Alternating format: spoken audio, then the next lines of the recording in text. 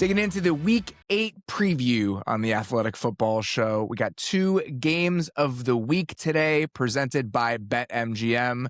Starting with the Cowboys and the Broncos, Dave. And the reason this is a game of the week, and the reason we wanted to talk about this, is that somehow this is one of the only football programs in America where the Dallas Cowboys have been severely under-discussed. I think probably a new experience for you. I was going to say, I kind of love it because that's been my life since I got into this industry, is talking about the Cowboys. And don't get me wrong, I owe a lot to being able to talk about the Cowboys, but it's nice to look at everything else and say, hey, this is what I can bring to the table with other things. And then this is what I know about the rest of the league. But it's like an old glove that you can put on in Week 8 where you're like, all right, the Cowboys it's time. It's time to dive into this team that we have definitely avoided more than most NFL programs so far. Derrik has gotten used to this process over the last couple of years where there's some quirks to like how we do the show. And every once in a while, if a team plays in prime time and if there are some underwhelming games, we're just not really going to talk about them very much. And it feels like the Cowboys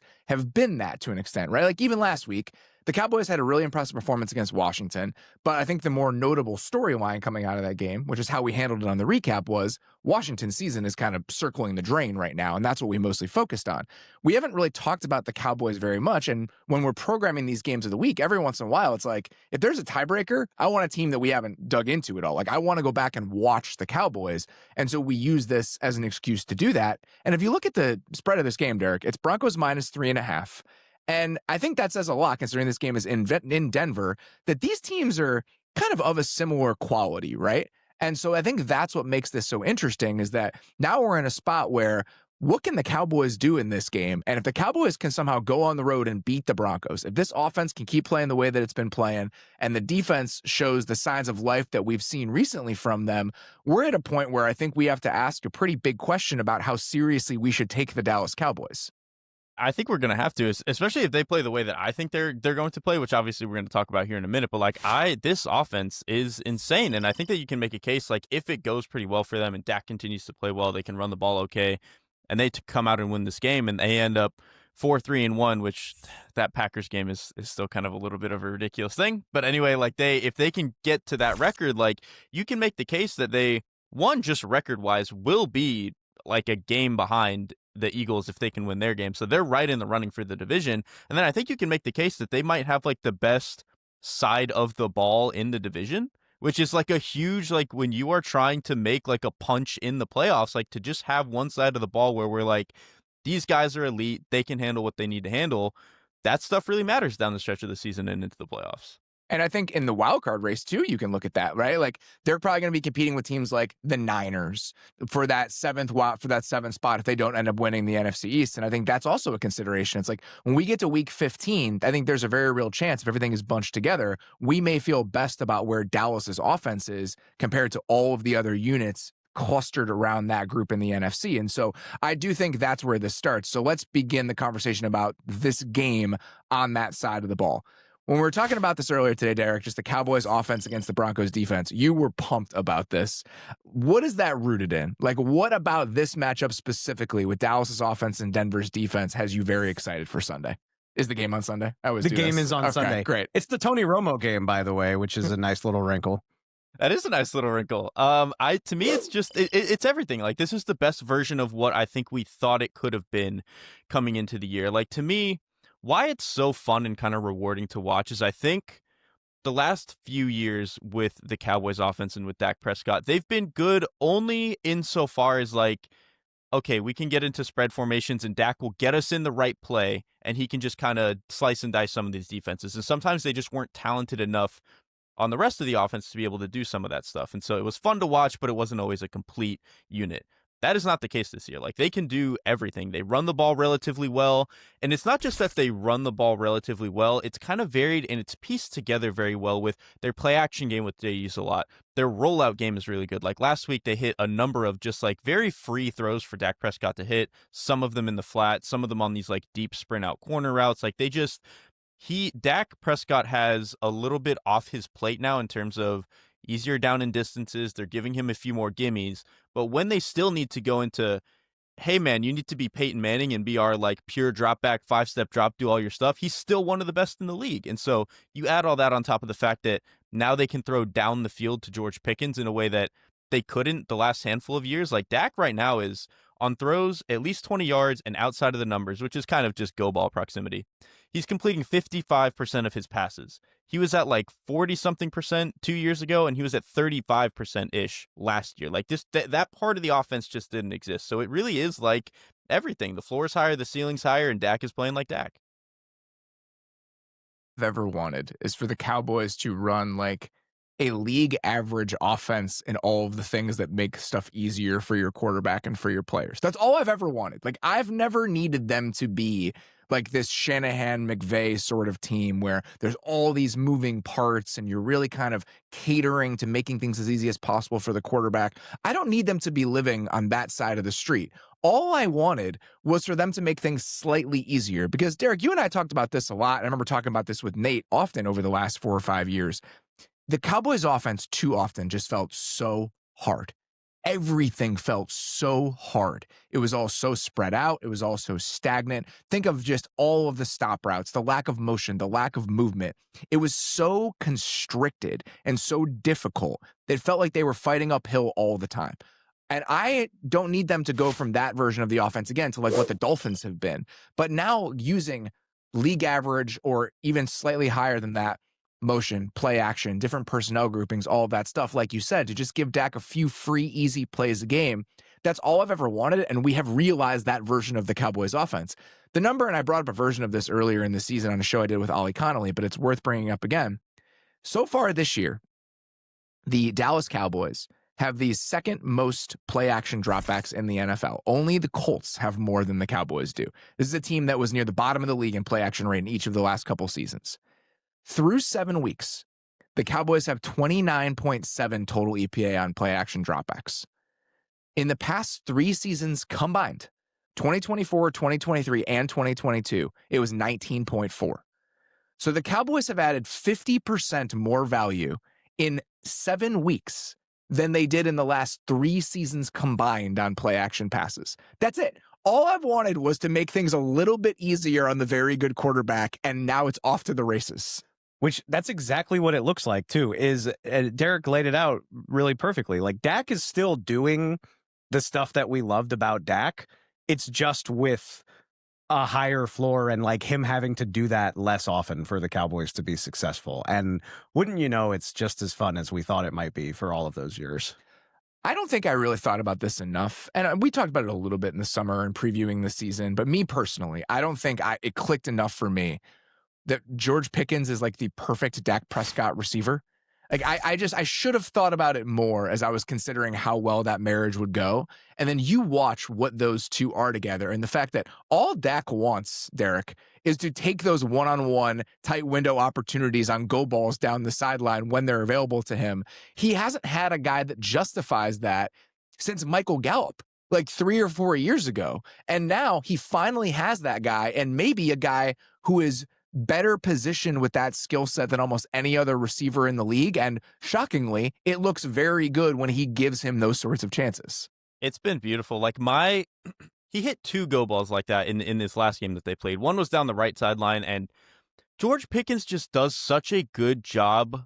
It's not just that he knows how to go up in the ball and find the ball in the air. Like, he's incredible at that, obviously, but he does such a good job of making sure he's not being squeezed to the sideline by the DB so that Dak has room to make the throw. And then he just does a little push off late so that he, the subtle physicality is very important here. It's so good. He's really, really good at it. And I think maybe even better than he had ever been in Pittsburgh. Like, it was obviously part of his game, but I really do think his game has been a little bit cleaner in Dallas. And then there was one down the left sideline right before the 2-minute warning. And this to me like speaks to the whole, like, what the Cowboys offense can get away with now compared to previous years. Dak starts that drive with a 7-yard sack. He immediately goes back and says, all right, I'm going to throw my go ball down the left sideline to George Pickens. He hits it. It's a perfect throw. Pickens tracks it perfectly over his outside shoulder. It's from both guys, a beautiful sequence. And then I think on the very next play, they hand off to Javonte Williams against Washington in like a little bit of a dime look, and they pop this huge run to get like inside of the 10. Like them just like that sequence of plays of like, last year, if they took a 7-yard sack before the 2-minute drive was over, like you're just not going to score points there. And now they have enough juice to go and make a play like that. You know what's crazy is that was one of the things I felt best about heading into this season. And I love that you brought up Gallup, because I said in the offseason, like, you've already seen this type of receiver in this offense. This is all the stuff Gallup can do, but I think Pickens is a better athlete than Michael Gallup. He's more dynamic and dangerous than Michael Gallup. And I still somehow undersold it. Like, I came into the season thinking, like, I really think George Pickens is going to make himself a lot of money this year. Like, I felt good about that, but I didn't see this level of explosion, at least not to this degree, coming. And especially when you remember that CeeDee Lamb just got back. I mean, most of this stuff has been happening with just George Pickens. And I think that has maybe not surprised, but just very much impressed people in that building, where it's like, hey, we didn't have the guy that we view as our number one for a lot of this. And George Pickens stepped up, diversified his game, and they really didn't miss a beat. And so now we get both of these guys with Dak playing the way that he's playing. The offensive line looks like it's getting a little bit healthier. Tyler Booker's back. I think Cooper Beebe's going to play in this game, but we'll see. But this is what they've looked like trying to finagle things, like the offensive line, CD being out. It's fair to say we haven't seen their final form, and that they're already incredible. So, I mean, that is incredibly exciting. I think part of the reason I didn't let myself go down that road is that it always feels like we're 10 seconds away from the George Pickens thing exploding. And so part of me didn't want to get overly excited about it, just because I do think there's very real downside with a player like him who's had his moments. That is fair. And I've been thinking about that a lot, and that's fair. And the Cowboys mic'd George Pickens up during this Commanders game. I highly encourage you to go look for it. It's like, seems like a dangerous choice. It's 6 of the most entertaining minutes that you're going to find in the NFL over the last couple of weeks. But I found myself thinking about that, and I was like, well, George Pickens has been dealing with the classic case of the uber talented receiver who's had shit quarterback play. And like, you go into every game with maybe like very little, if not zero, confidence that you're going to get the ball, that you're going to have the chance to showcase your stuff. And you do still, maybe you're on guard for that a little bit, but if George Pickens knows Dak is going to get him the ball like this every week, then what is there to lose your shit about? I think that's totally fair. And I think that was my main question coming in, is that those stretches where George Pickens didn't seem to want to play football, are those based in the frustrations he had with the quarterback and the offense, or is that just who George Pickens is as a person? And so the fact that it seems like more the former than the latter so far is a win for Dallas. This is maybe too anecdotal, but it's funny you bring that up, because go back to week 1, George Pickens' effort level against Philly on plays where he knew he wasn't getting the ball, fair to question that. And it was a talking point in Cowboys circles, like, well, is this what the Steelers warned us about? Now go watch the Commanders game, and he's digging people out in the run game, just blasting guys. And maybe the confidence of knowing you're going to get the ball, and the fact that he's got 600 yards less than halfway through the season, that I can't divorce those two things. I don't think that's a coincidence. You mentioned Cooper Beebe potentially being back in this game. I think that's very important, just thinking about this team in pass protection more than even on the ground. Derrik, I think they've done a good job structurally with the run game. It's fallen off a little bit from where it was over the first month of the season. They no longer lead the league in rushing success rate, but they are a very solid running game. I think Javonte Williams is playing well, even independent of what the line and just the overall design is doing on that side of things. Like that run that you mentioned, the cut he makes on that run is absolutely disgusting. Like that's not something where there was a massive hole. He is a positive add to the run game overall. He's not just a passenger in all of this. So I think the run game, a lot of the component parts are very good. I think the line looks better in those scenarios. In pass protection, you can get after this group, especially with some twists and stunts. I think Washington did that a couple times in this game, twists and stunts coming back toward the center. And so if Cooper Beebe can get back and get a little bit more pocket integrity in the middle, I think that's important, especially against a Broncos team that's going to create a lot of havoc. So that's one thing to keep an eye on. Anything else specifically against this Broncos defense, which again, I think leads the league in defensive success rate against the pass, is a very good unit again on that side of the ball. What about them against this Cowboys team has you most intrigued about the matchup? I would say probably two things really quickly. One, if whatever they can get done over the middle of the field against this Broncos pass defense, I think that's what they want to do. We know that Dak loves to throw seam balls. We know they like to get CD activated over that area of the field. This Denver defense over the middle, the linebackers are not good in coverage. And I think Hufanga has been a little bit better than earlier in the season, but Brandon Jones last week was spinning against the Giants. And so I think that area is gettable. The other thing too, we know the Denver pass rush is very, very good. do we realize that they're on record to like they're on pace to break the sack record? And that's obviously like a little bit, they got to play Justin Fields and yeah, exactly. Like they're cheesing it a little bit, but I think they have 8 more sacks than anyone in the league, and they have a 13.3% sack rate right now, which would be the highest of the century if that holds. Which obviously it probably won't, but the fact that they're even in that air is insane. So I do think that like there's a chance if the Cowboys don't run the ball as well as they would like to in this game, if those guys can tee off, we might get some tough ones. Yeah, I think that, again, Terrence Steele has been really good in the run game. Some of his best run game moments that I can remember from him so far this season. And I think Tyler Guyton, you can kind of weaponize the athleticism, and they've done that in a really good way. But if you put him in one-on-one pass rush situations against Nick Bonito or Jonathan Cooper, guys like that, I think you still see some of the gaps of where a guy like Tyler Guyton needs to go. This might be common sense considering how much man the Broncos like to run, but they're at a top 10 rate in terms of heavy boxes. Like, you're not typically going to get a lot of light boxes against the Broncos. Cowboys still move the ball against the Panthers, and part of that was George Pickens going nuclear, but they could not run the ball that day. And with this pass rush and everything Denver has on the table, I mean, if that's how they play it, and if the Cowboys can't run the ball, I think you're setting Dak up to, have one of those days where maybe you get strip sacked or you just take a lot of hits and things just aren't clicking the way that they're supposed to. The last note about that, I was rewatching the Washington game. Anytime they had one-on-one situations on the outside, the Cowboys are really capable of taking advantage of those. And you see it in the numbers as well. They're one of the best offenses in the league. Success rate, any advanced number against single high coverages. They're picking on teams that do that to them. Against split safety coverages, they've actually been below average in drop back success rate this year. And we know the Broncos play a lot of man. They do play a lot of single high safety. And so do they do something a little bit different against the Cowboys team that has relatively struggled in that area? And then the one thing against the Broncos, and this last note on this side of the ball, I thought the Giants did a really good job last week of getting them in base defense with 2 tight ends on the field, knowing out of those looks, you're probably going to see a lot of single high and a lot of cover 3. And then Derek, they were doing a really good job of bleeding out that right side in those cover 3 looks where you're vacating that space. And then you're either vacating that space or you're making guys make a decision, right? So on the first big chunk, I think it was the Bellinger touchdown in that game. It's in 12 personnel. They have both tight ends to that side run like verticals, one up the seam, one down the right sideline. They kind of make the corner choose. They get a chunk play. And then they multiple different times bled out that side and then put somebody back in there. So it was either like a corner route or some other vertical heading in there. And in those plays, if you're in base defense, you're really picking on those spine defenders on the Broncos that are weakest in coverage. Alex Singleton, Brandon Jones. And so if you can get them in heavier bodies and try to attack those guys specifically, we've seen a lot of teams have success trying to tap into that this year.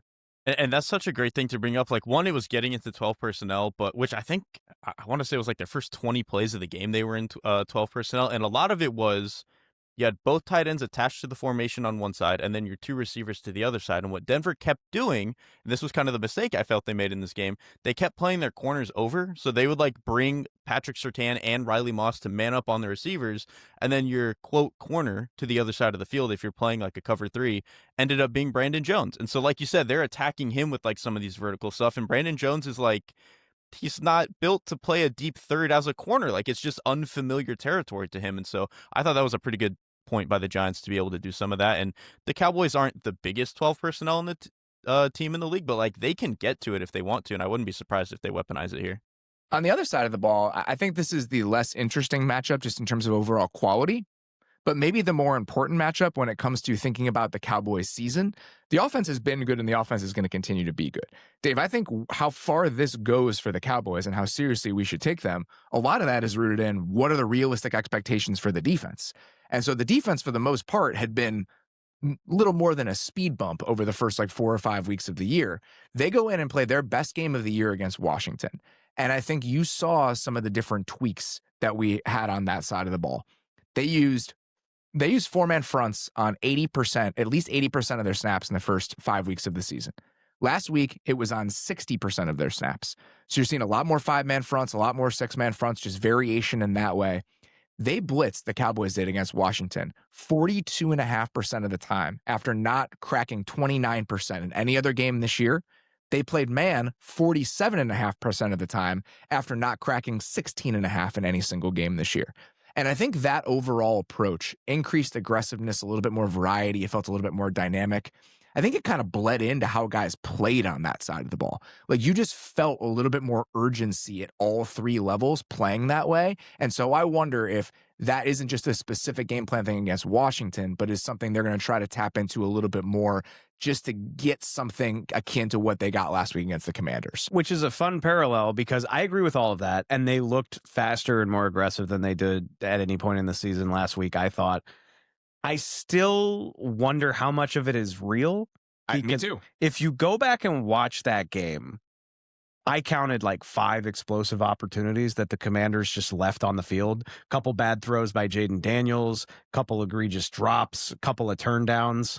And all of a sudden, and obviously Jaden Daniels left early in the second half, so that's worth keeping in mind as well. But even in the time that he played, those were all opportunities when Jaden was still in the game, where you're talking about 70 to 80 yards and several explosive opportunities that I thought the Commanders left out there through like nothing Dallas was doing. Although maybe that added pressure was part of it. And the reason I said that there's a parallel is I think this is a quarterback that you can count on to leave some throws out there if you make him uncomfortable. I think that's fair to say, Derrik.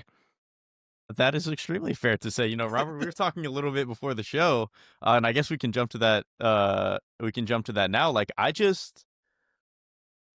don't know if any offense in the league right now, play calling wise, and what is on the table for you is more limited by their quarterback than Denver. And I'm going to exclude teams like the Cleveland Browns, who are playing a third round undersized rookie. Like you can take away a couple of those teams, but like outside of the teams that went into the season thinking this guy is our starter, this is who we want week 1, et cetera, I just don't feel like anyone is more limited by their quarterback than this team. And he can still make a couple of good plays outside of the pocket. Some of the dig routes he throws to Courtland Sutton can be good, but like the down to down and how they can piece it together is very frustrating, which I think probably bodes well if the Cowboys want to be a little bit aggressive and do some fun stuff. Like, you can get 3 or 4 negative plays out of him.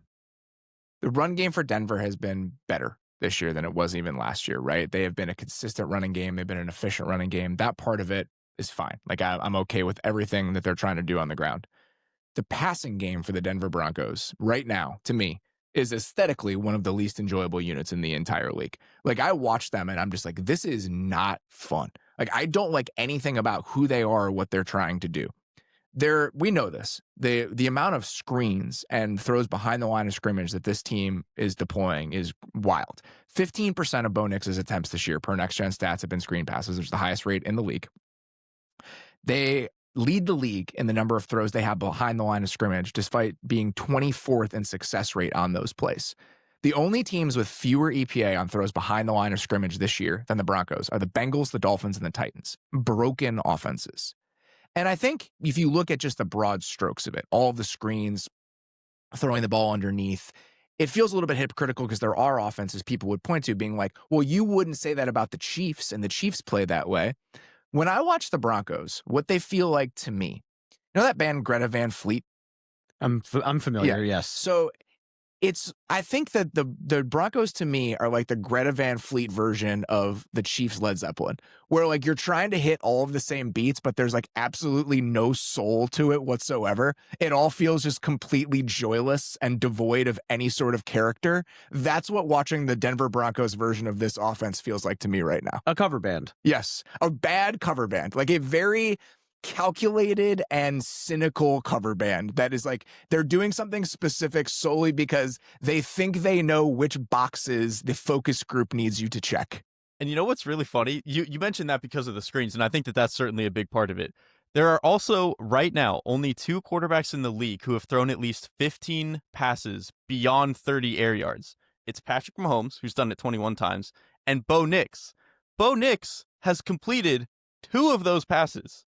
2 of them. Like, I think there were 1 or 2 drops in there maybe, but he's also just overthrown almost all of these, whereas Patrick Mahomes, I think, first couple of weeks was missing some of them, but he's actually started to connect on a lot of them the last handful of weeks. And so, like, it's just funny that they also have that parallel of, like, we're also chucking it down the field all the time to try to bail us out of this, but for the Broncos, it just doesn't work. And Derrik, you brought up something earlier today that I think is a really incisive point, and I think really does speak to why certain units feel the way that they do.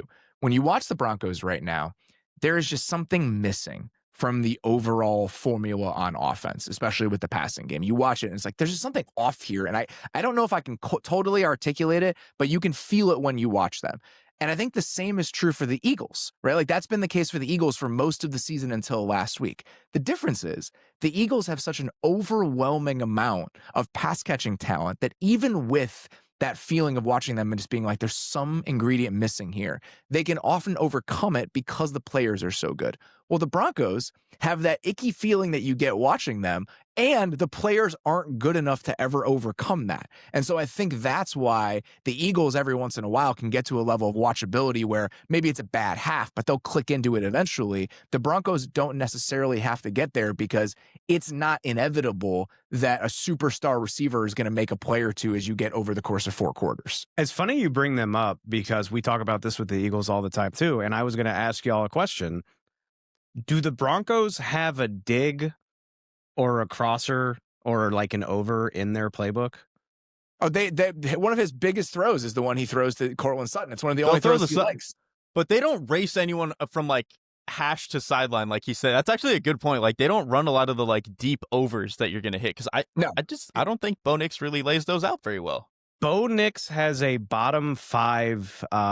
He's bottom 5 in yards per attempt over the middle of the field, and particularly like watching the Giants game in particular. But I think it's been kind of consistent. Like when you watch him, yeah, like he'll throw slants and stuff. That dig he throws to Cortland Sutton is like the slants in one-on-one situations where it's 3-by-1 and he has a single up receiver on the backside, or that dig to Cortland Sutton. Like those are the two over the middle throws. I just feel like when I watch the Broncos, yeah, the screens and the short stuff, and then if there is anything resembling a deep attempt, it is way downfield and far outside the numbers, like Derrik said. And occasionally they'll hit him, and occasionally the receiver doesn't even have a chance. And it's so feast or famine, and it's so gimme throw or like extremely high difficulty throw, and it's just a hard way to live, especially when things aren't clicking. This Cowboys defense, even if we saw them play a little bit better last week, has still not been a very good unit. And so we're at a point now where if you're the Broncos and you can't put up 24, 28 points against this version of the Cowboys, and I'm not talking about scoring 33 points in the fourth quarter in like one of the wonkiest games I've ever seen. So if they can't get to that level against this version of the Dallas defense, even with that group playing better, I think it's going to tell us a lot. I haven't seen anything from the Cowboys that makes me think that they've turned over a new leaf. You know, like there's a lot of talk about them switching to more man coverage, and maybe they'll do that here. And like I said, maybe you can make Bo Nix uncomfortable enough that he's inaccurate, especially throwing down the field. But I mean, this is a team that's given up 41 explosives this year. And if it looks hard against Dallas, then that is a very troubling sign for me. Let's get to our next one here. The Packers at the Steelers. Packers are 3-point favorites in this game. Why is this game of the week, Dave? I'll let you take this one. I think that it doesn't take a lot of creativity to land on the answer here. It's Aaron Rodgers playing his first ever game against the Green Bay Packers, and that's still very interesting to me. And like, if that wasn't enough, maybe you think it's fake. Maybe you think there's some smoke and mirrors to it. But the Steelers are on top of their division, and even if it's just because the AFC North is bad, they're firmly in the playoff mix. So the only thing that could make this better is if it was at Lambeau. I really wish it was at Lambeau, but it's still grade A Sunday Night Football. And one of the other reasons I wanted to talk about this game, going back to the Cowboys conversation, we haven't talked about the Steelers very much, right? They played that game against the Jets, and then they played that stupid game against the Patriots where we were slamming the Patriots more than talking about the Steelers winning that game. They play a London game against the Vikings, and so that game kind of happens very quietly. And then they played on Thursday night, but obviously we talk about those games only on the Thursday night recap shows. And so I felt like I hadn't gone back and really studied the Steelers on both sides of the ball. And I wanted to use this, Derrik, as a chance to do it. So let's dig into what we think each side of the ball is going to look like here. Let's start with when the Packers have the ball in this game. We watched the Steelers really struggle defensively against the Bengals. And I think in a lot of ways, that game was an expression of what the Steelers defense is, for better or worse. So when you're thinking about this version of the Packers attacking this version of the Steelers, what are the couple points that are at front of mind for you?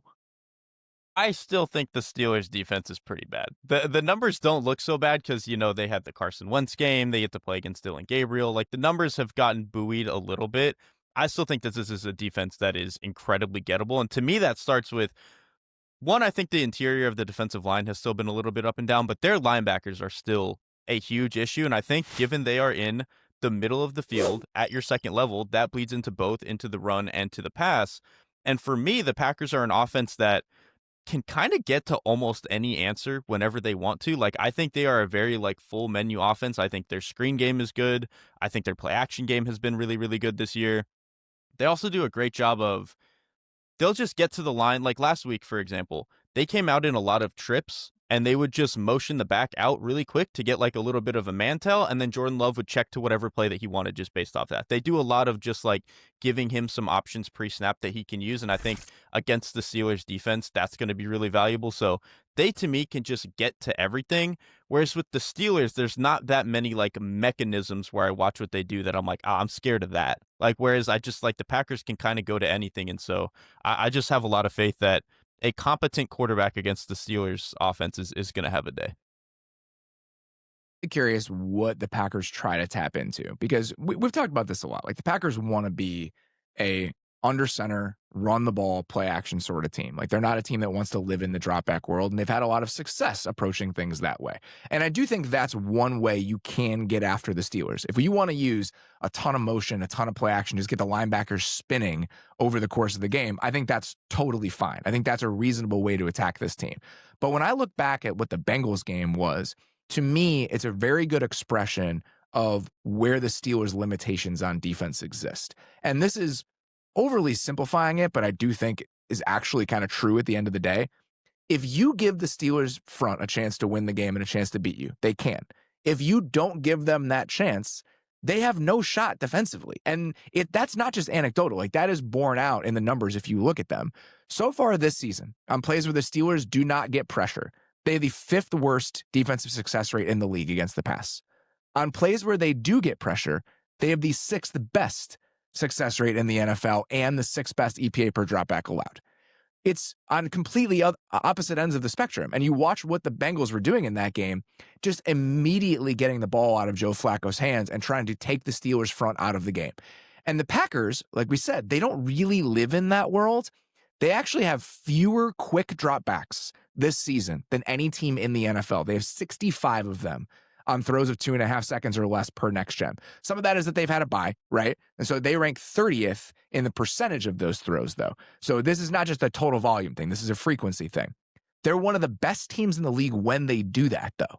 And so I wonder which of the two modes they want to tap into. Do we want to be this tons of moving parts team where we're really making those linebackers work? Or if we can find quick one-on-one matchups against corners that are struggling right now and just an entire secondary we think is gettable, and we try to take the front out of it, is that actually the best possible approach against the Steelers? So I'll be curious where they land between those two ideas.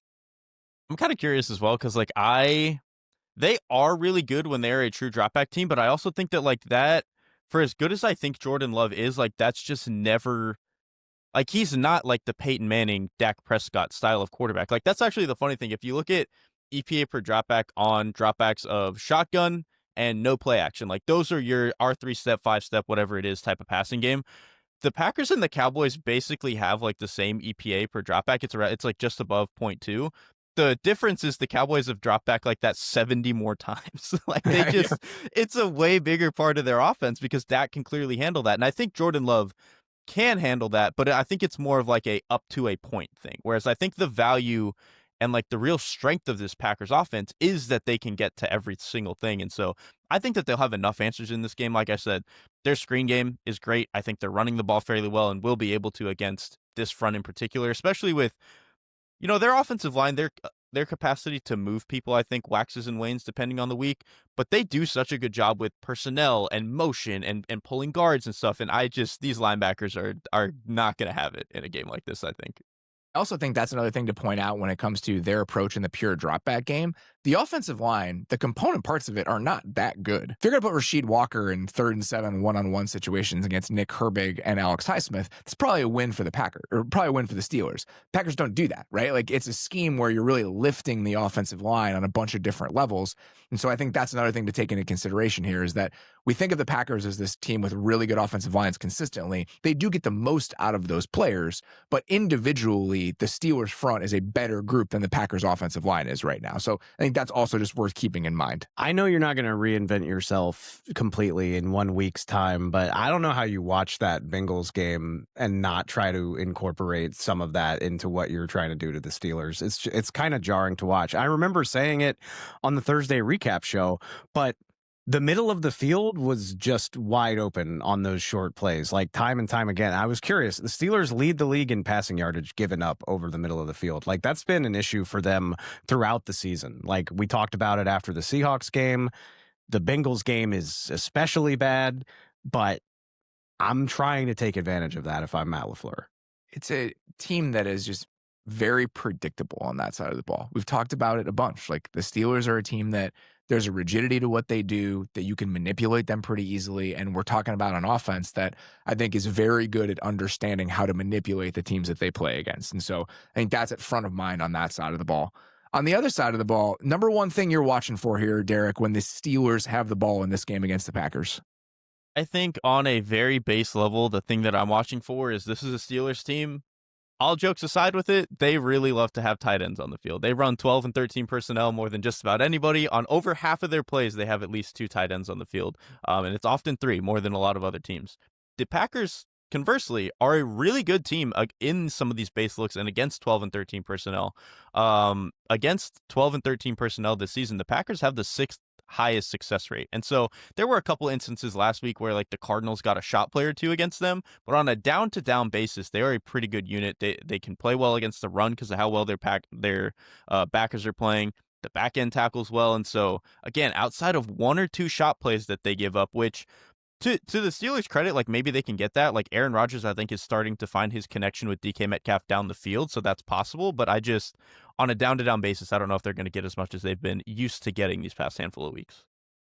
Curious to see what the Packers DB group looks like moving forward and whether or not they try to put Carrington Valentine back in one of those outside spots with the way that Nate Hobbs has been playing here over the last little while, because I think that Valentine has always been somebody outside the numbers I think can hold up in those situations. And so we talked about it, the explosives that the Packers gave up in that game, a couple one-on-one scenarios outside the numbers against Nate Hobbs, and then a couple of those hole shots in cover 2 that are pretty high variance plays. And so I think if you can eliminate some of those explosives, and the Packers they've given up fewer explosive passes than any team in the NFL on a per rate basis. And so this isn't a problem, but I think a couple of tweaks personnel wise to even help even more in that area.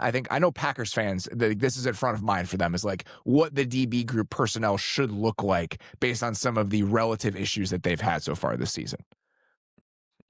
The last other thing for me, that jumped out to me while I watched the Packers defense against the Cardinals, and I think it is particularly important in this game against the Steelers.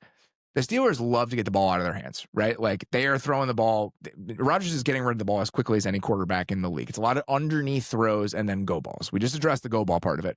The underneath throws, the Packers defense tackles extremely well in the 2nd and 3rd level. And why I think this really sticks out is that there's so many teams that tackle like shit right now. And so when you watch a team that doesn't, it really jumps out to you, whether it's Evan Williams, the linebackers, like, there is a real physicality on the 2nd and 3rd level with this team.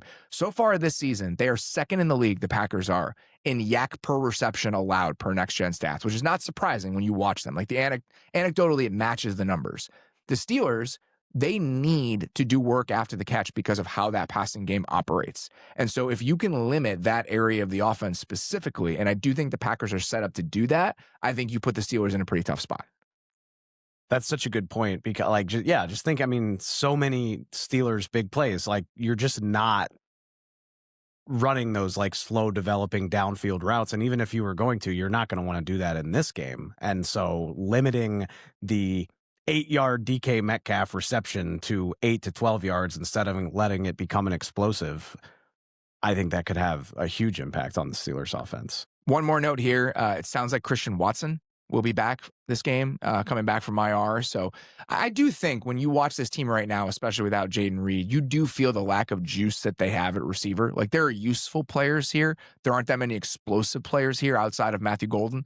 And so being able to put one more guy on the field that can threaten you vertically, that can create a little bit of space for you, I'll be curious how different the offense feels with one more guy that has that level of giddy up to him. It also does sound, though, that it sounds unlikely that Dontavian Wicks is going to play. So, for how many receivers you feel good about that the Packers have, I mean, they're testing the limits of their depth. I guess it's a good thing they've decided to hold on to all of them. To hit one thing from several Week 8 matchups we wanted to dig into, we'll start with the Browns and the Patriots. Derrik, your one thing you're watching in Browns-Patriots this weekend? Drake May. Unironically, it is obviously related to Drake May.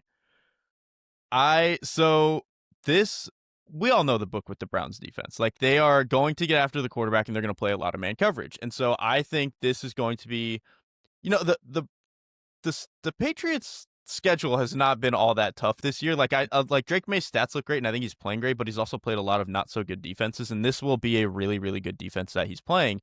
And so obviously it's like, okay, is he built so far this season to beat what the Browns are doing? And so obviously I started looking at just pure man coverage. How's Drake May playing right now? 2nd in EPA per dropback and 4th in success rate. So pretty dang good. But then I was like, you know what? This Patriots offensive line is still very gettable, and this Cleveland defensive line, like, I don't know, outside of maybe Seattle and Houston, might still be the best in the league with the way that Malik Collins is playing and the way that Myles Garrett is playing. So let me look up man coverage while under pressure. May's stats only dropped slightly to 7th in success rate and 5th in EPA per dropback. Like, he is still, the ball is coming out well. He's not getting sacked as much as you would think. He's not really turning the ball over. He's finding explosives. Like, this is, in terms of quality of unit that he's going to play, it's definitely going to be the toughest test. But he is, at least so far and against the units that he has played, proven that this is not a mode of defense that is necessarily going to stop him. I'm curious what the Browns front versus the Patriots offensive line matchup looks like in this game. I'm actually interested in watching like how Will Campbell holds up against Myles Garrett. Give me the Will Campbell Myles Garrett cut up right now. Like, I obviously Will Campbell is a fascinating player. We knew that coming in, but he's kind of been what I expected him to be, Derrik, where like you see some of the physical limitations, but like his ability to recover and to mirror guys and just his movement skills overall, like, consistently remain impressive. He's a very similar player to the one I thought he would be coming out of college as we've watched him over the first 7 weeks or so. The interior, you can get after those guys a little bit, whether that's in one-on-one situations or with some twist stunts. I anticipate seeing a lot of that from the Browns defense, and I do think those matchups, I think pretty clearly in my mind, favor the Browns based on what we have seen so far this season. Yeah, I think that's absolutely huge to bring up. Like, Garrett versus Campbell, I think is more just like, yeah, let's see how that goes. How does he handle that? I'm pretty certain Malik Collins is going to have a day against this Patriots interior. He's playing well, man. I mean, Jared Wilson's been banged up, right? Like, those guys have been in and out of the lineup this year, and so I think that's one area that it might be a pretty distinct advantage for the Browns. I do think, like, I'm not trying to slander my Tiger bro, Will Campbell, and he's been good. But this is, like, when you talk about whether it's a good idea to draft an athlete like him in the top 5, matchups against Myles Garrett are what gives people pause. Like, that's why people are like, I don't know, is this a good idea? And, like, 14 weeks out of the year, Will Campbell's a good enough player to work around it. And I'm not saying he's going to get his ass kicked, but, like, this is a big challenge for a guy like him. Let's get to our next one here, the Giants and the Eagles. Dave, one thing you were looking for in Giants-Eagles this weekend? I don't think everybody agrees with me, but I love a quick rematch. I love when a division game happens, like, again, 2 weeks later, like some. Yeah. Here's why. Because, like, some teams, you'll play a team in like week 3 and then you don't see them again until December. You're an entirely different team at that point. You're an entirely different team. Yeah. Like, you don't know what's going to change, what you're going to decide to do, who you're going to lose. These are the same teams, and we'll get to one important thing. Like, the Eagles are healthier in a big way in this matchup, but you just saw these guys, and I'm so interested in what Vic Fangio does after his game plan against New York really did not unfold the way that he envisioned. And I loved Vic Fangio, by the way, like the exact opposite of a guy that I think is going to say something bold in a press conference. He said earlier this week, one of his lessons learned from playing Jaxson Dart the first time is that teams that need quarterbacks that bypassed him are going to regret it. That's a hell of a quote from a longtime defensive coordinator who's probably not trying to say anything too impressionable. I wonder how much that is like you're just trying to pump up the guy you're about to play against. Thank you for saying that. There's definitely a lot of gamesmanship in that. I also think that there's something about Jaxson Dart that I can understand why coaches and NFL people like love Jaxson Dart. Like the way that the style that he plays with and the toughness and all of that kind of stuff. Like football people, I get why there's like an infatuation with Jaxson Dart. And there were coaches I talked to in the draft process that were like, he aced every single part of the process. Like he could not have done a better job in all of like the quiet, intangible aspects of what you want your draft process to look like. And so it's not surprising that people in the league look at Jaxson Dart. And I love it, by the way, Sean Payton last week. Sean Payton saying that Jaxson Dart Speaking gave of them impressionable spark. comments. The other part about this is, and obviously that's totally loaded with Sean Payton shitting on Russell Wilson. How many quarterbacks is Sean Payton going to talk about? Oh yeah, I love that guy in the process. Like I knew that guy was going to be good. He's done it with how many guys? Like he did it with Mahomes. Like it feels like we're going to find out that Sean Payton liked every quarterback that ends up being good after they end up being good. And then drafted one who is not good. There's a lot. I'm just curious, like how long this is going to go on. And so this is my question to you, Derrik, about Jaxson Dart. And maybe you're the wrong person to ask, but I want to know that the affinity that this community seems to have for him because of all the things that we've just talked about, and how good he actually is currently at quarterback, and how good we think he's going to be. I'm not sure how I square those two things right now. Like, I'm still not sure how much faith, long-term faith, I have in Jaxson Dart being a good NFL quarterback. I think he's fun. I think he's exciting. I think he has given this team a shot in the arm they absolutely needed. You see it and you feel it on multiple different levels. But down to down, I'm curious, like, what you have seen from him and what you think it means for the near-term future and this game specifically. I have two answers. My heart of hearts answers is I just don't like watching the way that he plays right now. It bothers me, like just how he handles the pocket. I think he's not necessarily built. Manic. It's very manic, and it's very like his drop back game I think really struggles right now. Like there's just something that like I don't think he's that good right now. It's more pragmatic, is it, Derrik? It's I think it kind of is honorable. It's just a little bit frantic. It's very frantic. Like he's trying to do cool stuff, and that's actually what I'm going to say. Like my more pragmatic answer is that even though I don't think he's very good right now, I will say his capacity to just do shit, which I've said before, and like be an athlete, make some plays outside of the pocket. He's actually better at getting the ball out against the blitz, like quickly, which I'll talk about in a minute, than I would have thought. So like there are parts of his game that even if he's not good overall right now, he's doing enough of the like stuff that would warrant keeping him on the field to see if he can learn to do the smart put together quarterback stuff later, even if again I don't think he's there right now. How I think this kind of relates to this game specifically, Dave kind of mentioned it. Last time the Eagles played the Giants, they were blitzing him a lot, which one, Vic Fangio doesn't do, but also like teams have just struggled to do against Jaxson Dart actually. Like he has right now when blitzed and makes the throw from the pocket, he has a 56.1% dropback success rate, which is the second best in the league. The flip side of that is when he is not blitzed and teams keep all their guys in coverage and he still has to make a throw from the pocket, his success rate drops to 36.7%, which I think like he actually weirdly, like when he gets blitzed, he has a good answer for it. When you keep bodies in coverage and ask him to hold onto the ball, that's when you get the manic, kind of frantic, I don't know what to do yet type of stuff, which that to me is what Vic Fangio's defense is supposed to be anyway. So I would expect them to actually go back to that.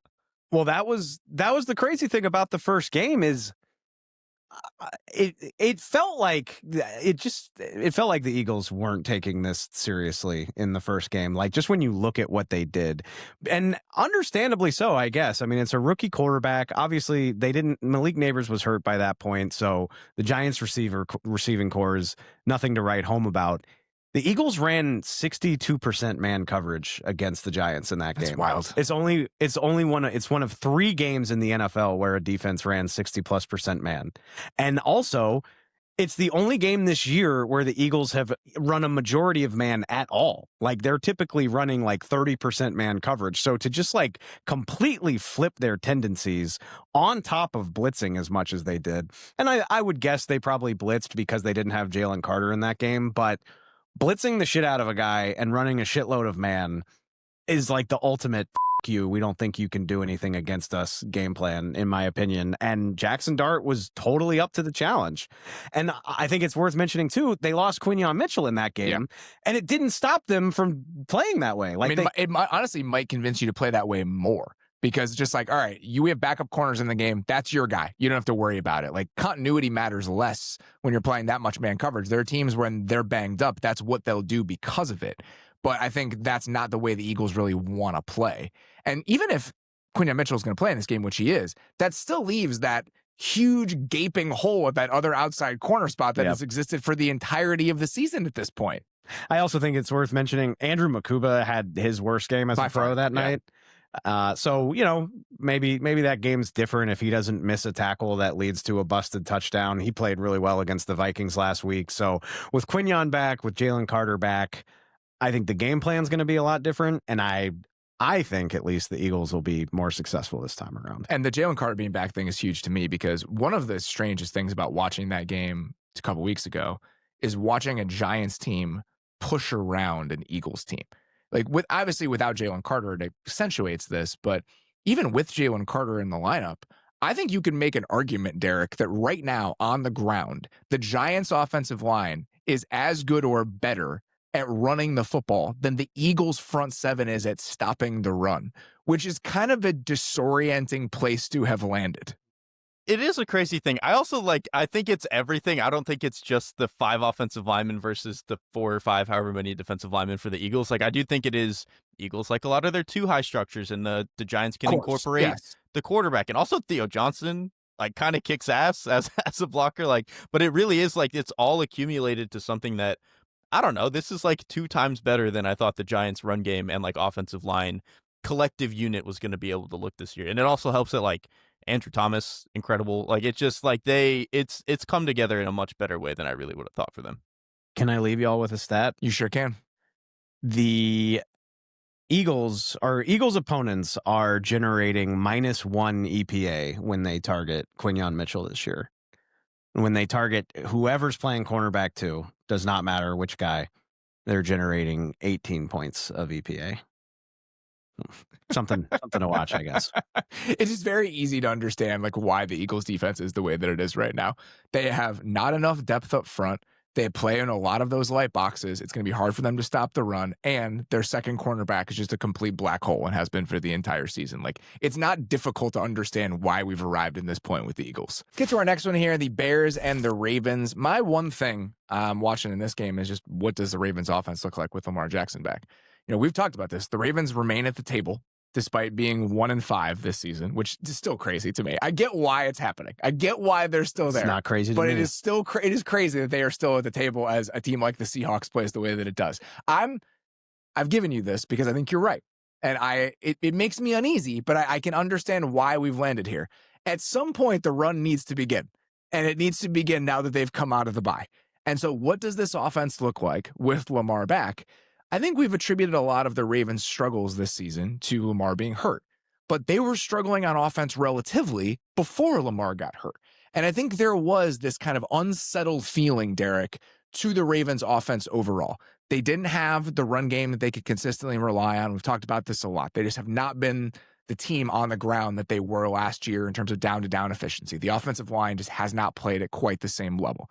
They have not played at quite the same level in pass protection, and I think that's led to a more frantic feel to the passing game overall. And I think defenses have only turned up the volume on that by the way they're playing against this team. No quarterback in the NFL has been blitzed more often this year. No quarterback in the NFL has faced more man coverage this year than Lamar Jackson. And I think you have felt what that has done to the Ravens offense. At their best last year, the Ravens were a team that saw a shitload of zone coverage because teams are terrified of Lamar running. That was just kind of how teams played against them last year. And think about how many moments you can just imagine of Lamar sitting there bouncing in the pocket, hanging onto the ball, waiting for a window to come open against zone, hitting Zay Flowers on a crossover over the middle of the field and being a 35-yard gain. Like, that is the most dangerous version of the Ravens. Teams have not allowed them to play that way this year, and I think that it has sent them into a place where they're just not very comfortable. Can the Bears defense, which has been a little bit better over the last couple of weeks, do that to a Ravens offense, even with Lamar Jackson back? Because if they can, then I think that we need to have a conversation about what the realistic expectations are for this Ravens team, even as they get a little bit healthier. I'm honestly a little bit worried about their capacity to like make this run, because again, like you mentioned, like the offense was very up and down for a lot of even when Lamar Jackson was healthy, like they were kind of subsisting on him being an absolute superstar. And there's, of course, a chance that he can still do that for the rest of the season. But I am a little bit worried about him being a little bit banged up, playing against now an offensive line that pretty much for the entirety of Lamar Jackson's career, whenever this offense is not working, it's because teams feel like they can blitz the shit out of the offensive line. Like, they are always playing on the razor's edge of like, our offensive line is just good enough for teams to not feel like they can do that to us. And then whenever it flip-flops back to the other side, which I think it has this year, that's when you start to feel a lot of the herky-jerkiness with the offense. So I think you couple that on top of, again, the run game's still not looking great. Lamar Jackson's going to potentially be a little bit hobbled. I don't know if this Bears defense is necessarily like an elite enough unit and really a blitz-heavy enough unit to really tap into that. But I am like worried about that as an overall issue for the Ravens, I would say. I want to couch my comments because like they're in a 1-5 hole, right? That's hard for anybody to dig out of. It doesn't matter what the schedule looks like or anything like that. Like, they might not be able to pull this off. I just want to say, it's been a month since we've even seen the Lamar Jackson Ravens play football. And that's kind of what I mean. The last time we saw them play football, it was incredibly underwhelming in that game against the Chiefs. It might be underwhelming relative to what we expect from the Ravens, but they scored an opening drive touchdown. They threw an interception in the red zone. Like, they were moving the ball. They had 10 points at half, and then you lose Lamar Jackson. And it's just, I think the snowball effect of bad vibes has outpaced what the Ravens actually were when Lamar got hurt. Oh, see, I disagree. And I think it's easy to conflate what they've looked like without Lamar with like what we actually saw. I'll tell you this right now. It's not easy for me to conflate that because I have not watched the Ravens play offense without Lamar Jackson. It's not about the struggles over the last couple weeks. I've ejected that from my mind. This is about me watching that Lions game and the Chiefs game and watching what the Ravens offense felt like in that game. The run game has been a problem all year, right? We know this. It has not been what we're used to seeing with the Ravens. But watching them just feel like they were being dictated to in the Lions and Chiefs games. What Kelvin Shepherd and Steve Spagnuolo were doing to the Ravens offense in that game, they were on the front foot so often. And even the Lions game, the Ravens were moving the ball. They had some chunk plays. They had some explosives. But Derrik, think back to some of those moments. Even those plays were deeper in the down. They were out of structure. The Ravens last year, the Ravens at their best, always felt like they were in complete command of the game when they were on offense. They were the ones dictating the terms of how that side of the ball was going to feel. And they just haven't done that this year, even when Lamar has been in the game. I would counter that by saying, and I said this to you on the show where we put teams into tiers, three of the 4 games that the Ravens have played with Lamar were against the elite of the elite in the NFL. The Bills, the Browns, the Lions, and the Chiefs. I mean, and we've seen what the Lions have been doing on defense basically since the Packers game. I mean, their practice squad just put Baker Mayfield in the torture chamber. So I'm just saying, I'm not ready to panic about the Ravens, and I think they will be playing a step down in competition over the next month than what we saw when Lamar was healthy. And unfortunately, I think that includes this Sunday because the Bears defense is not a great group, period. And now you're missing Tyreek Stevenson most likely, which if we're down to your 3rd and 4th outside corners in this game against the Ravens, I think you're going to struggle to play the amount of man coverage you probably want to, considering how we've seen teams succeed against the Ravens so far this year. I do think that we've watched the Bears over the last 2 weeks be willing to bring pressure in a couple different ways. They blitzed a lot against Washington, just like straight blitzing. And then against the Saints, they used a lot. They still were sending extra bodies at the quarterback. but they were also using a lot of simulateds while they were bringing DBs. And so what I'm worried about with that is I think that there were still explosives to be had in some of those zone coverages when they were using those simulated against the Saints. The Jaquan Brisker sack is a perfect example of this. Brisker comes off the left edge. Spencer Rattler has a guy wide open running down the left sideline and just refuses to throw the ball. And he hangs onto it for one beat too long. Brisker, it's a sack, drive-killing play. That's not going to happen against Lamar Jackson. And so I think some of the things that the Bears were able to do over the last couple of weeks are not going to work against the Ravens. And so I do think if we're trying to make an argument for the Ravens kind of kickstarting things and getting back into it, the Bears are maybe the defense that they can do that against. I just think it's wild that Lamar Jackson we're presuming he's going to play. He's limited in practice, but he's playing.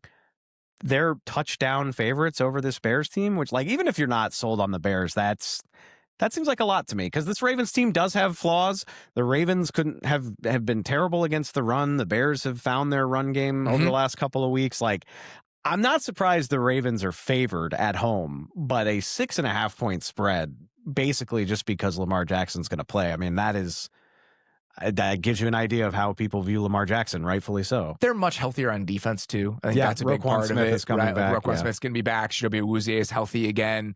And so I do think that plays into it. But I'll be curious to see what the plan is from Dennis Allen, because this is a team that will play a lot of man coverage. They will blitz if the situation calls for it. And I do think that's what the Ravens' performance so far this season will tell you should do against them.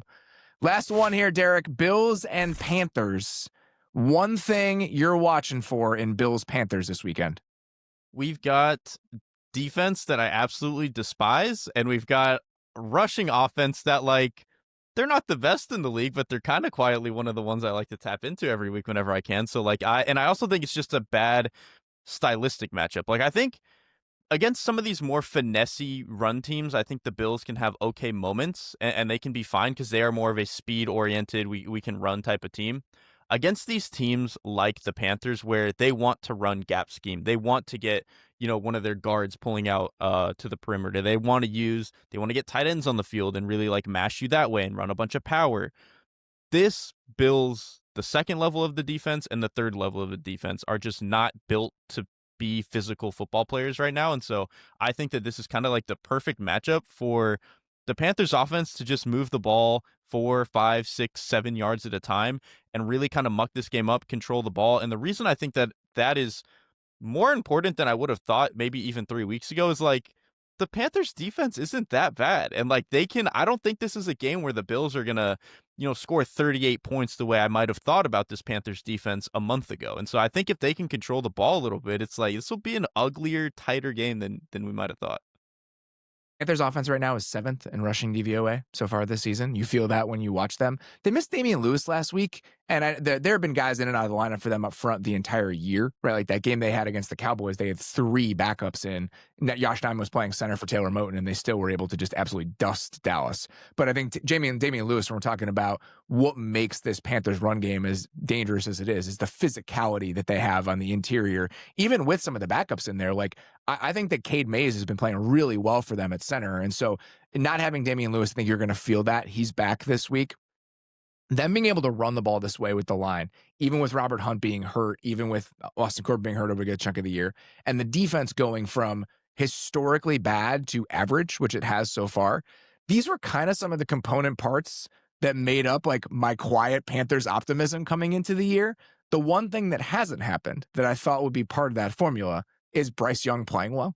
And so the fact that Bryce Young is not playing in this game, and it doesn't really change how I feel about the Panthers' ability to hang with the Bills, you can only go so far in being excited about the Panthers if that is a data point in the conversation. That is true, and it's especially since 2 of the 3 members of this show are Bryce Young fans. But this is a matchup worth highlighting because it's not every week in the NFL that your backup quarterback's going to start, and it doesn't really change how I feel about your chances. Like, the Panthers with Andy Dalton are just as likely to win this game as the Panthers with Bryce Young. I don't think there's that huge of a drop off. And I think that's not where you want to be. It's not where you want to be. That's not where you want to be 8 weeks into the season. I think there are a lot of reasons to be optimistic and excited about some of the things the Panthers are doing. Like, they feel like a big boy football team right now in a way that we wanted them to coming into the year, and a way that we were a little bit worried about 3 or 4 weeks into the season. We had that entire conversation about, like, it was supposed to be better than this, right? It was supposed to be better than like a bottom 5-ish offense. Yeah, and in a lot of ways, they have realized that. If your quarterback's not the driving factor in that, it's a little less exciting. There's like a little bit of a limiter on like how excited you can get about this team. Yes. For this year specifically, yes. I do think, though, almost, this is a conversation. We don't even know how we're going to feel about this team in 8 weeks, but like, that's almost kind of free. Bryce Young this offseason. I'm coming. This kind of freeing. If they can go into the offseason and let's say they finish the season like 8-9, 9-8.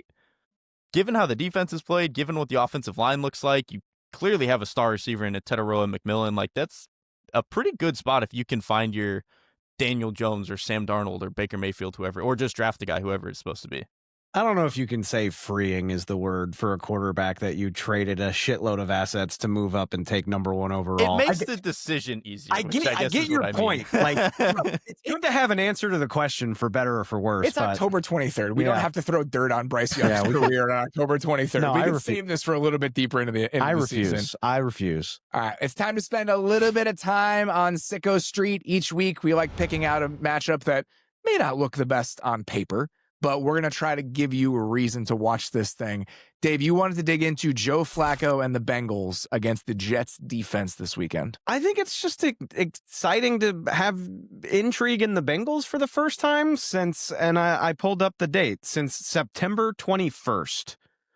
That's when, I'd say September 21st at about 12:15 is like when Jake Browning had his first turnover against the Vikings, and you were like, shit, they're not going to get lightning in a bottle twice, are they? And for a month, the Bengals were just a bummer. Like, there's nothing more depressing than wasted potential. And the idea of watching Jamar Chase and T. Higgins do cardio for 15 weeks with nothing to show for it was really depressing. And then last Thursday, we get hope. Like, even if the Bengals aren't some great team, like, sign me up for what we got from the Joe Flacco Bengals. It's all I wanted. Every week. Sign me up for that every single week. So it's just a breath of fresh air to see the Bengals logo on my scoreboard while I'm looking through the games and just be like, maybe we'll get to see something cool from them, because I didn't feel like we would get that at any point in the year after Joe Burrow went down. That's why I was very okay with the Joe Flacco trade and was supportive of it, because even if Joe Flacco is 40-year-old Joe Flacco at this point, like, you know what you're getting from 40-year-old Joe Flacco could still throw the shit out of the ball. Like, I knew that he could still get the ball to these guys in a way that Jake Browning could not. Derek and I did the Bengals 2 straight weeks on The Hangover while Jake Browning was playing quarterback. And I watched a lot of Bengals football while Jake Browning was playing quarterback. We did the Vikings game and the Lions game in back-to-back weeks. And so after we got to the end of that Lions game, it was just one of those things where I think you and I, very matter-of-factly, Derek, was like, well, you just can't keep doing this. Like, not even trying to be like mean or overly reactionary. It was like, you can't keep doing this. Like, it's just not going to be okay. Yeah, it was literally like, this is unacceptable. When you have the players that you have on offense, this is an unacceptable mode to operate. And so, yeah, I was fine with the Joe Flacco trade. Like, go and get anybody out there. And like, selfishly, it's just like, to have a reason to tune into, in my mind, the best receiver in football every week. Whereas when Jake Browning was out there, that was just not the case. Even if it's not the sexiest thing all the time, that's enough for me. I also really love how Joe Flacco's 40, which in NFL player years is like 85, and we treat him that way now, where like people come to Joe Flacco like he's the hermit on top of the mountain who like, please tell us the meaning of life, help us unlock life's mysteries. It's like Joe Flacco was talking a couple weeks ago about like why he's even still playing, and he had like all this great perspective to offer. And this week he's talking about the simple joy of having dinner alone at a bar, which is just resonated with me on a spiritual level. I mean, we are elder millennials in the same way that Joe Flacco is. Like, I am cruising toward 40, and I cannot describe to you how much I enjoy and he's like perpetually on the road right now. He's like living in a hotel. Like, that's just the nature of Joe Flacco's life. And so he's on a work trip in perpetuity. I cannot describe to you the joy of being on a work trip and like eating a quiet meal alone and having like that quiet moment by yourself. I could not have agreed or related more to what he said when he was going through that. Eating an early dinner at a bar with like the Athletic Football Show playing in my AirPods at like a low enough volume where I can hear it, but I can still talk to somebody if they say something to me, and there's like sports on TV, that is my idea of heaven. Like that's typically what I want to be doing. Derrik, you'll get there. Yeah, I'll give you like 10 years. You'll be there. Dabbled. I enjoy the quiet night alone. Just having my dinner. And if that's not sick enough for you, the Jets owner called his presumed starting quarterback a bum this week. It's incredible. And then no one communicated that to the quarterback before he did his media availability, which seems like a mistake on multiple fronts. If I had told you on August 15th that we would be a week before Halloween, the last time we saw Joe Burrow, he was in a walking boot on the Bengals sideline, and the Bengals vibes were like 10 times better than the Jets. Would you be surprised by that, or do you think that's just a commentary about the New York Jets? I would just say like, yeah, that's Jets football. That's brutal. Like the idea that Joe Burrow is essentially out for the season and that we feel there's a fun and excitement and like an irreverence around the Bengals right now, and the sky is falling with the Jets. That's a tough place to be, man. It's a great point too. Like even in the course of a bad year, like you're going to find good vibes somewhere. Like the Tommy DeVito Giants, yes. Like you're going to find good vibes from something, unless maybe you're the New York Jets, and then it just escapes you forever.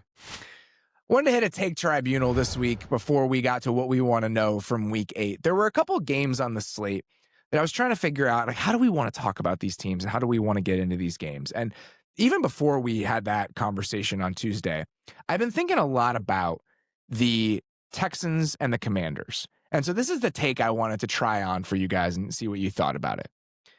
When I watch the Texans right now and I watch the state of their offensive line, it's just unacceptable.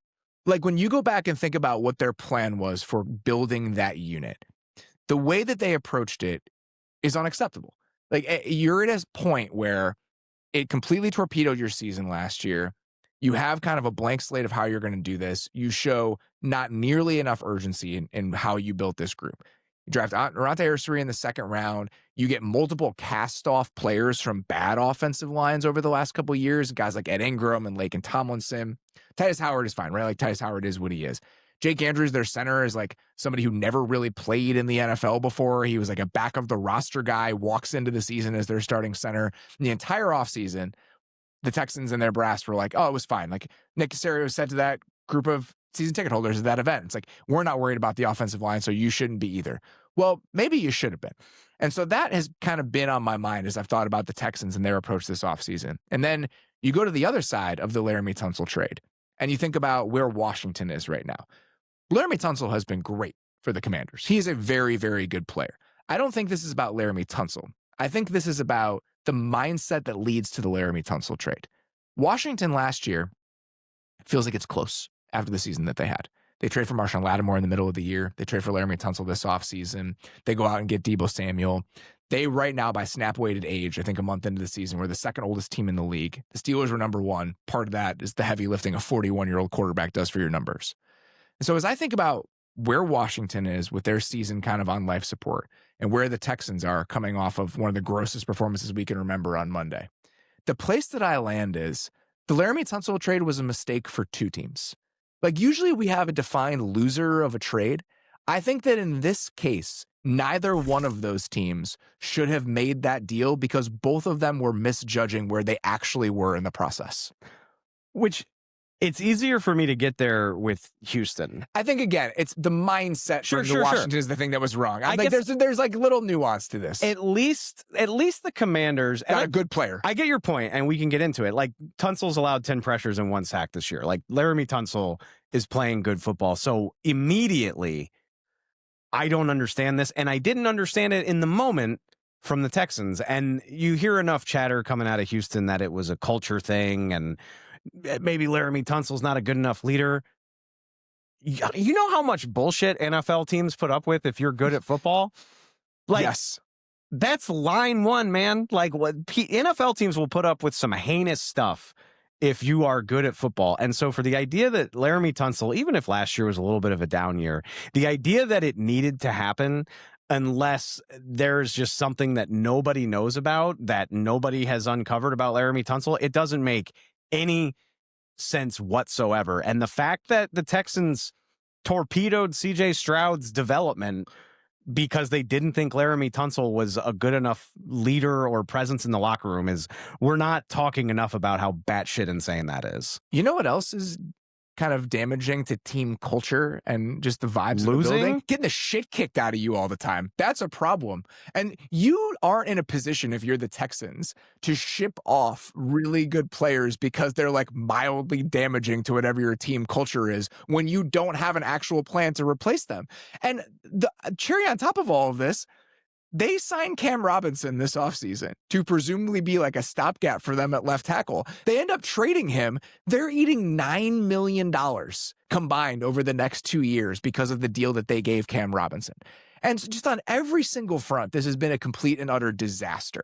And for Washington, again, I think Laremy Tunsil's been really good for them. It's not that the Laremy Tunsil trade was bad for Washington. I think it's just they misjudged where they were.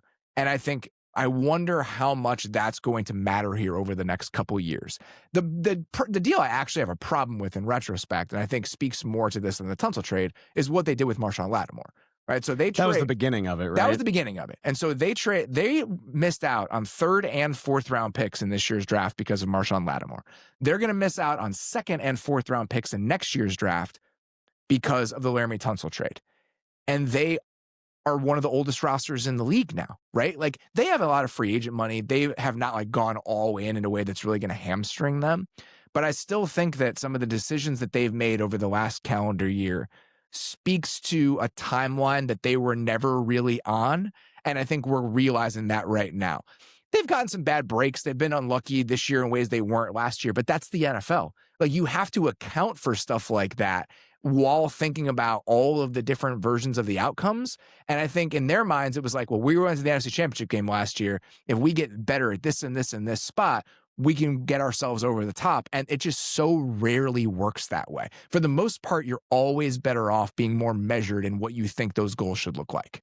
And so that's where I think the Tunsil trade was interesting in that, like, on a base level, you get how bringing in Deebo Samuel and Laremy Tunsil is supposed to make you a better offense, right? I supported it in the moment. I want to be clear about this. I like teams going for it. There's a reason I'm not an NFL general manager. Yeah, and like having young quarterback who is pretty good, let's go protect him, which again, that's insane why the Texans traded away their guy. But like to me, the thing with the Tunsil trade was like, okay, Washington's offense was, I think by like points per game, like 3rd in the league or something last year. Realistically, it's hard to be better than that. And they also got there by virtue of kind of being lucky with some of their deep ball stuff and by some of what they were doing with 4th down. And so I think at some point I made the argument when they traded for Tunsil and even Deebo, it was like, okay, on paper it looks better, but because of some of the luck stuff, this will probably just bring them around to like the same level where they're a top 5 offense, which is great.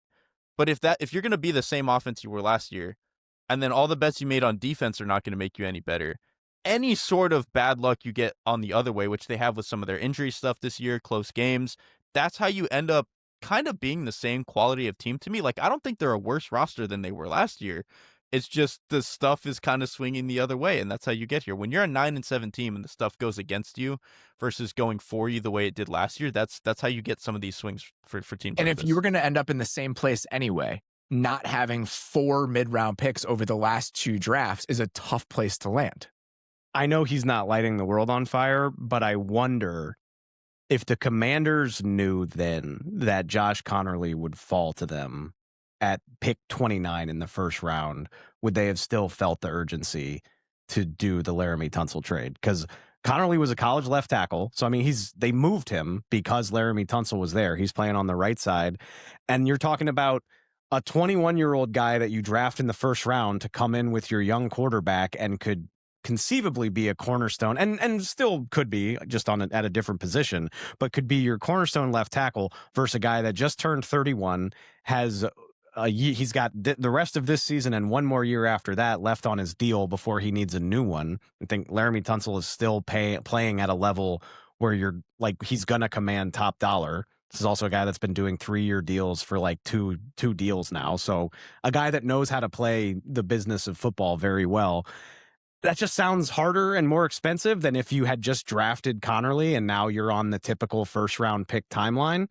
And you would still have Andrew Wiley on the right side. So I wonder if they would do it the same way if they knew what would be available to them in the draft. But yeah, between what you're losing in the Tunsil trade, and then the Lattimore one is way worse because at least Tunsil is a good player, right? Again, I think this speaks more to like the danger in the mindset than it does to the quality of the Tunsil trade. I think the Tunsil trade ultimately is probably going to be a good thing for the overall quality of the Washington's roster.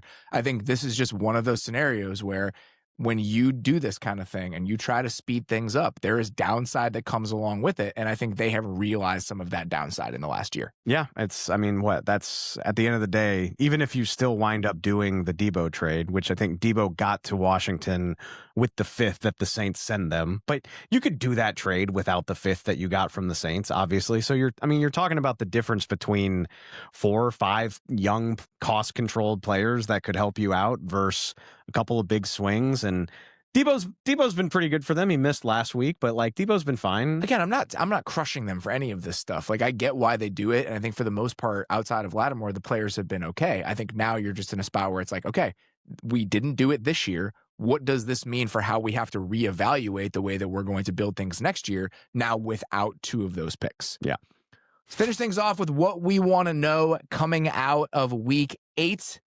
Dave, kick us off. What do you want to know after these week's games are over? My spidey senses are tingling, and it pertains to the Cowboys, who we already talked about. But this is a really fascinating weekend because I think optimism is starting to creep back in with the Cowboys. I mean, between recent history and the Micah Parsons trade, I think people have been as down on them as possible. And all of a sudden, you're sitting here almost halfway through the season, and they're an intriguing, exciting team. But do they have enough?